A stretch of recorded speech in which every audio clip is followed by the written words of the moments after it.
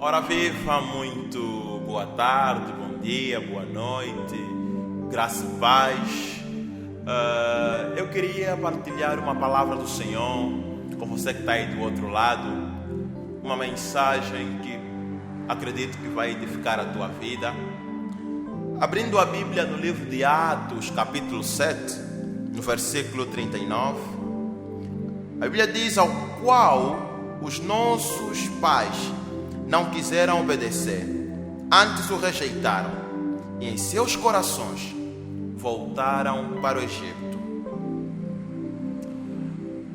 Aqui eu quero enfatizar, ou seja, quero apresentar o Egito como as coisas do passado, como o pecado do passado, como os atos que você abandonou, que você deixou quando você se encontrou ou aceitou Jesus como Senhor e Salvador.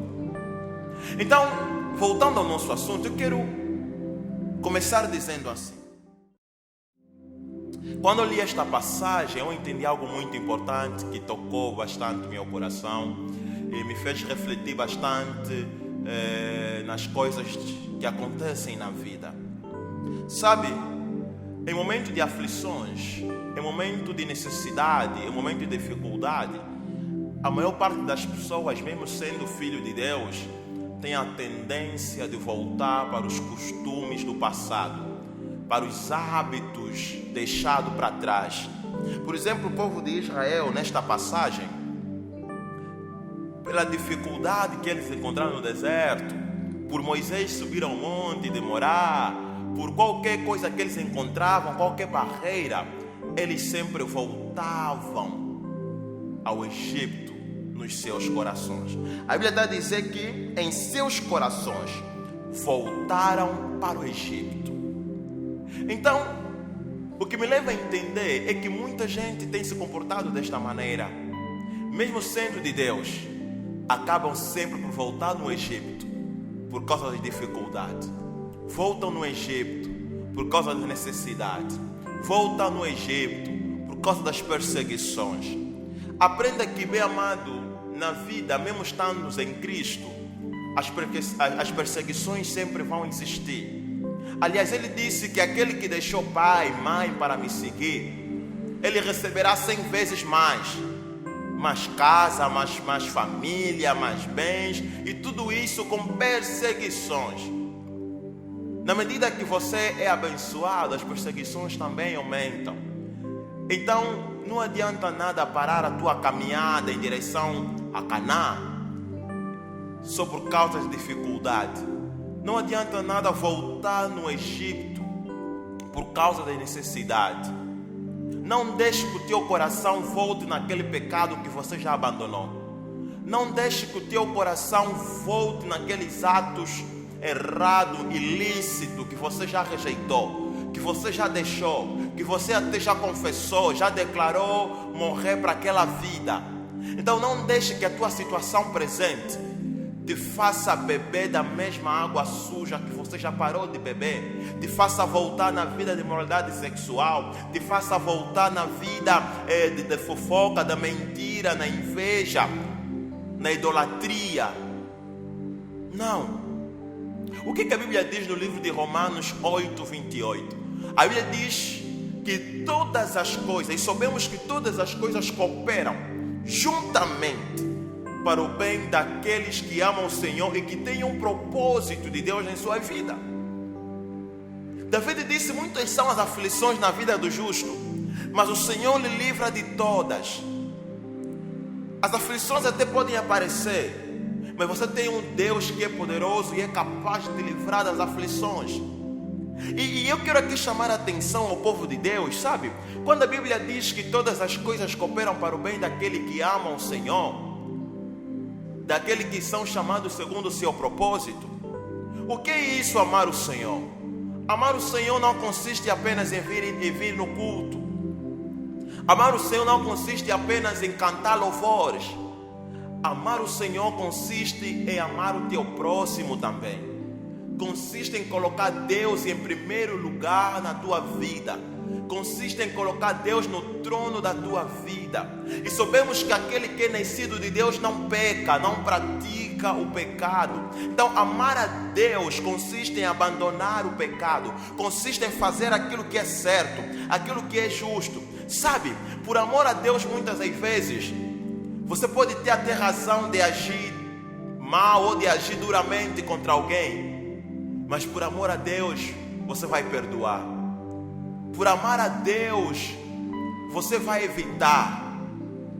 Há muitas vezes a Bíblia nos alerta a não praticar certas coisas, não porque você não quer ou você não deve, mas porque você ama o Senhor. Quem ama o Senhor foge à imoralidade. Quem ama o Senhor foge o pecado, foge a fofoca. Quem ama o Senhor evita a inveja no seu coração. Você não pode dizer que você ama a Deus continuando a praticar os mesmos pecados ano após ano. Não. Se você ama a Deus, você não pode voltar nos caminhos que você já saiu. Você não pode voltar nas práticas que você já abandonou. É desta maneira que até o mal que sobrevir na tua vida vai contribuir para o teu próprio bem. Porque muita gente não consegue ver a realidade desta palavra na sua vida por falta de amor. Meu amado, entenda uma coisa: Deus valoriza muito os que Ele amam. Deus valoriza muito os que Ele temem. Deus uma vez estava batendo o peito acerca de Job, e Ele não falou dos milhões que Job tinha. Ele não falou dos dons, dos talentos, da capacidade que Job tinha. Ele apenas falou da justiça, da integridade, da honestidade, da santidade. Estas coisas são mais importantes para Deus do que qualquer dom que você pode ter. Então eu quero te dizer nesta tarde, nesta manhã ou nesta noite, qualquer que seja o momento que você estiver a ver esse vídeo ou ouvir esse áudio, não deixe o teu coração voltar no Egito. Não deixe o teu coração voltar nas práticas que você já abandonou. Bem amado, se você tem um propósito de Deus, siga esse propósito. Viva de acordo com esse propósito. Todo aquele que tem um propósito de Deus, todo aquele que ama Deus e tem um propósito de Deus, por mais que as dificuldades apareçam, aquelas dificuldades vão contribuir para lhe fazer chegar no seu destino profético. Eu quero te apresentar um homem chamado José. José, ele negou de se relacionar com a mulher de Potifar, não simplesmente por causa de Potifar. Ele disse: eu não posso pecar contra o meu Deus, nem contra o meu senhor Potifar. Quer dizer, ele não queria se relacionar com a mulher de Potifar, primeiro por causa de Deus, porque ele amava tanto o Senhor, que ele não queria pecar contra o seu Deus.